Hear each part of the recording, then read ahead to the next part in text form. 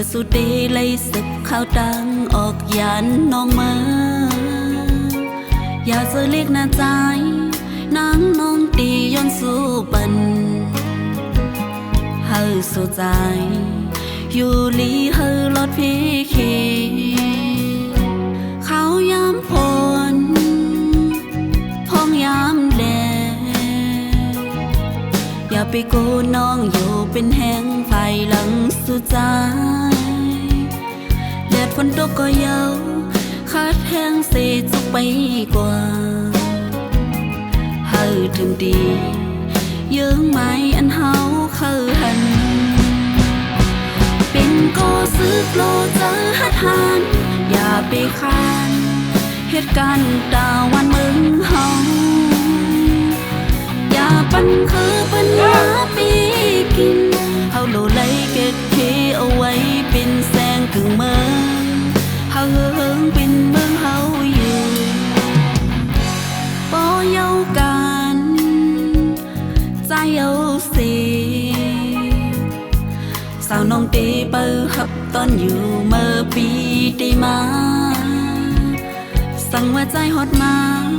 นางน้องตีเฮ็ดซอยหมอหอยปัญหาอันก็น้องเปิดหับเดือ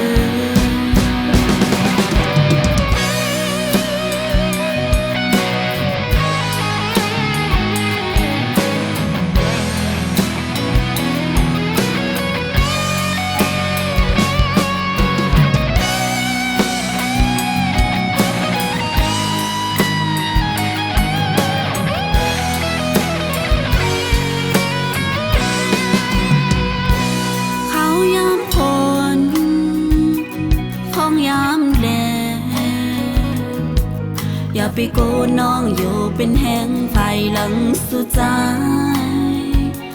แดดฝนตกก็เยาคัดแห้งเสียจุกไปกว่าเฮาถึงดียืงไม้อันเฮาเข้าหันเป็นก็ซึกโลจะหัดหันอย่าไปคานเหตุการณ์ตาวันมึงเฮาอย่าปันคือปันมาปีกินเฮาโลไลเก็ดเคเอาไว้เป็นแสงกึ่งเมืองเฮาเฮิงเป็นเมืองเฮาอยู่บ่เยากันใจเอาสิสาวน้องตีเปิดหับตอนอยู่เมื่อปีได้มาสั่งว่าใจฮอดมานางน้องตีเฮ็ดซอยหมอหอยปัญหาอันก็น้องเปิดหับเดือ